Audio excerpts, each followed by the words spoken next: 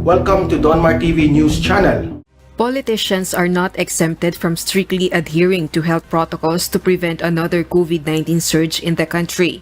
This was pointed out by the Commission on Elections or COMELEC following the BBM Duterte caravan yesterday along Commonwealth Avenue, Quezon City, which drew thousands of supporters of the political tandem.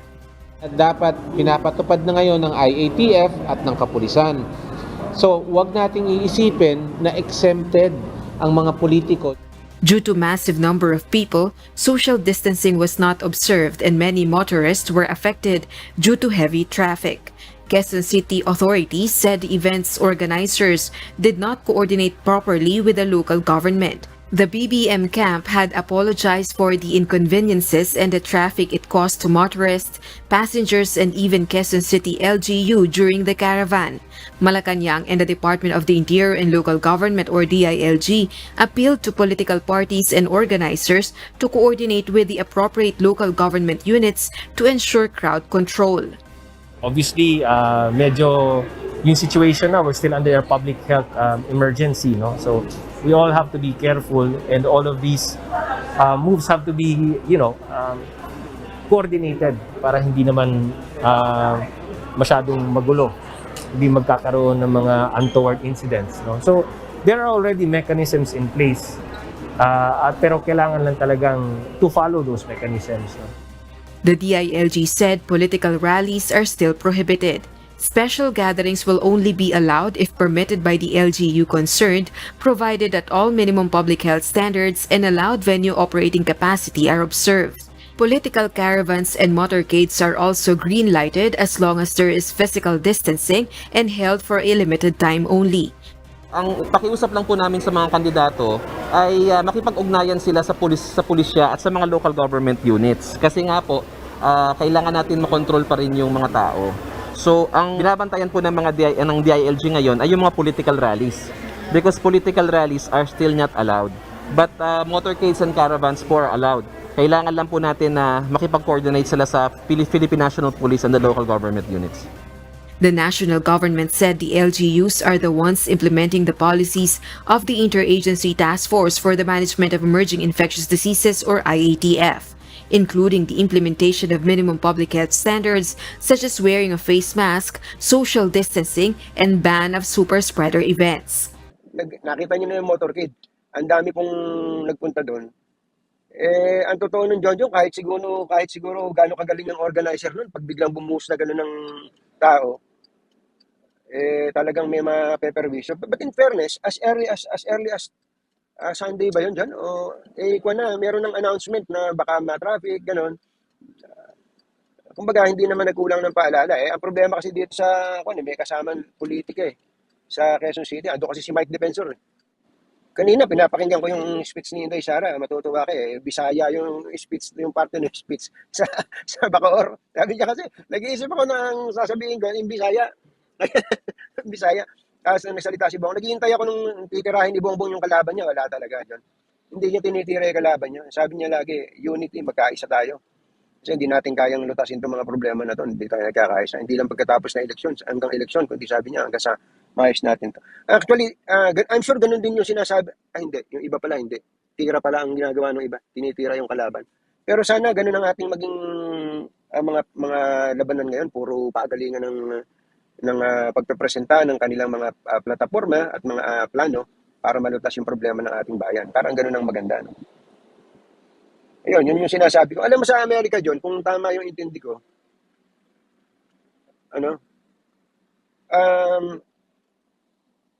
kapag ka nanalo na sa primary, sa Amerika kasi two-party system di ba? May primary Baba, yung mga magkakapartido sa Democrats, maglalabanan muna sila, magsisiraan muna sila. Tapos kung sino na yung mapili nun, meron ng secret service na nagbabantay doon, John.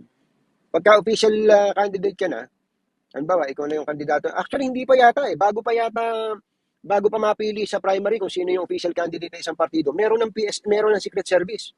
Meron ng nagbabantay na ang expertise talaga pagbabantay sa mga diplomat, sa head of state. Parang inihaanda na sila sa ganun. Hindi ba? Ganun talaga. Dito sa atin, wala. Kung sino lang yung presidente, yun lang ang may PSG. Yung vice president, alam ko, may PSG din yan. Tapos yung anak pamilya ng presidente, vice-presidente, ganun. Sila lang yung may secret, kumbaga may secret service. Pero John, ah, alam mo naman, ang pulis, ang dami din nagre-request ng security dyan.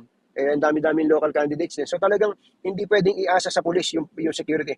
Open na open po yung mga kandidato niya. Pag umarap dyan, may isang manggulo lang dito, tirahin lang sa ulo. Nako, ang laking basag ulo niyan. Ano? Pero ako, gusto kong manawagan din sa mga sumasama diyan sa mga pagtitipon na ganyan, caravan man o kaya mga rally, na mag-ingat pa rin po tayo. Ano? Oo, 300 plus lang yung naitatalang bagong kaso, pero wala pong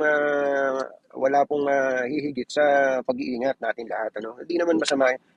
Kaya ko lang sinabi namang natatawa ako na biglang nag-anunsyo na mag-ingat nung nakakita sila ng ubod ng dami ng tao. Ano? Ngayon nga, binabas yung angkas John eh. Dahil bakit daw nagpuntahan yung mga angkas doon sa kahapon, yung sa mga caravan? Sabi, gusto nila pumunta.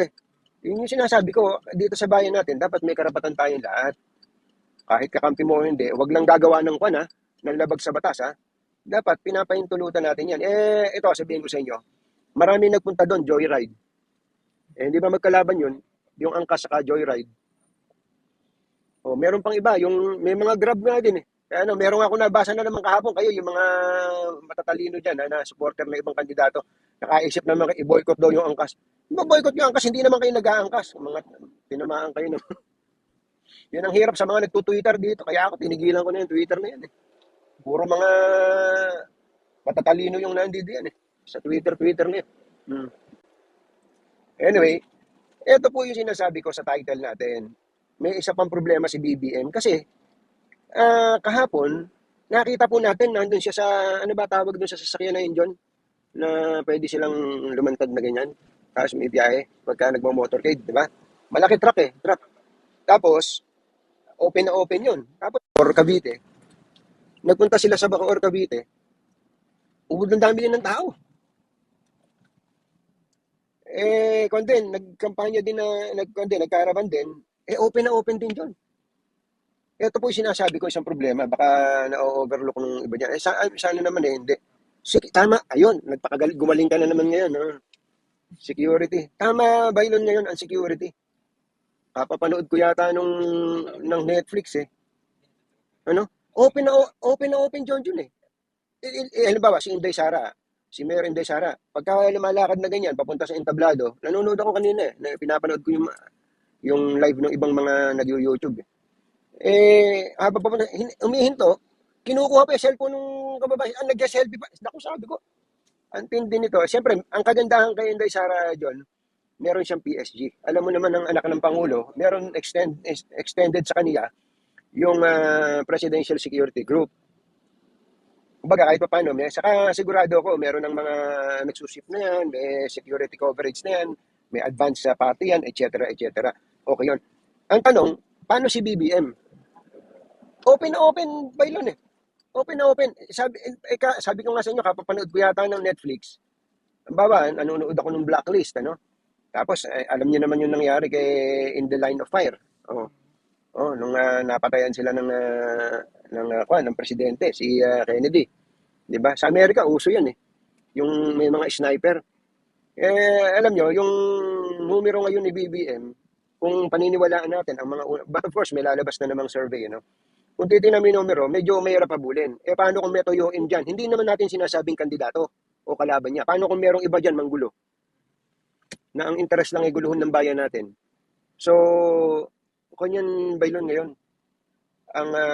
Ang malaking problema ngayon ng ating bansa, pagka may nanggulo dyan, ano ba, huwag naman sana. Kung merong isang siraulong magaling mang snipe dyan, na merong mag-utos sa kanya, magbayad sa kanya, pupwesto lang sa, halimbawa, kanina, doon sa Nomo ba yun? Yung sa may Molino, Bacoor, yung mall eh.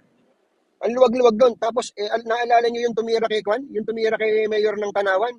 Si Mayor, ano ba pangalan ng Halili ng Tanawan? Ang layo doon. Ilang daang metro yung pinanggalingan, nagpa-flag racing, tinira, nakita ko gaano kalayo, 300 meters yata yung sniper doon. Talagang militar ang tumira doon kay Lili eh. Halimbawa lang, may tuyuin na ganun. Sige nga. Kaya kung nanonood sa atin yung in charge sa security ni BBM, pati niya ni Mayor Sara, at pati na ng ibang kandidato for that matter, tingnan ninyo yung security coverage. Kasi John, kanya open na open. Ako nga, pinisilip ko, nako, sabi ko, wag naman sana. But, and of course, hindi ko naman binibigyan ng ideya yung mga nag-iisip, nag-iisip ng ganyan. O kaya wala pang iniisip. O kaya, pero ako, gusto ko na sunugin. Kung meron may nag-iisip ng ganyan, yun talaga intention natin, kaya ako dinidiscuss ngayon to. Hindi ang layunin ay ilayo ang kandidato sa mga tao dahil party yan eh. Lalapit ka sa mga tao, kaya nga kampanya ang tawag. Pero dapat ay may mga nakalubog dyan. Kung nakapula, may kausap ako kanina, General John, dating PSG.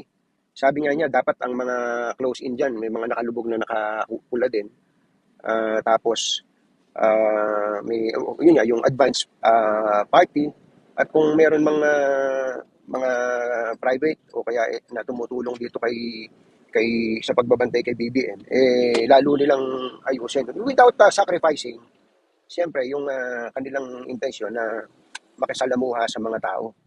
Yun namang mga kababayan natin, alam ko gusto nyong makita yung mga kandidato, gusto nyong magpa-picture, hinahawakan yung parang puon yung ibang kandidato. Well, hindi naman natin mapipigil yun, kasi kung nila yun eh. Yung iba nga doon, ang layo pa ng nilakad para lang makapagpa-picture, no? Layo pa ng pinanggalingan. Kaya medyo chill-chill lang po. Wag namang kung hablutin niyo yung kamay ng kandidato pag nahulog, halimbawa, nandun sa truck. Hinablot niyo yung kamay, kung mahilan yun, mahulog din yun. Yun.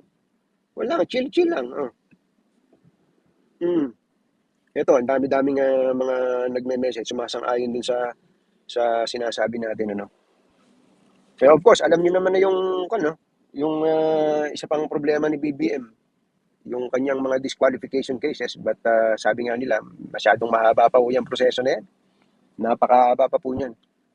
Assuming, may senaryo tayo na i-disqualify siya ng COMELEC.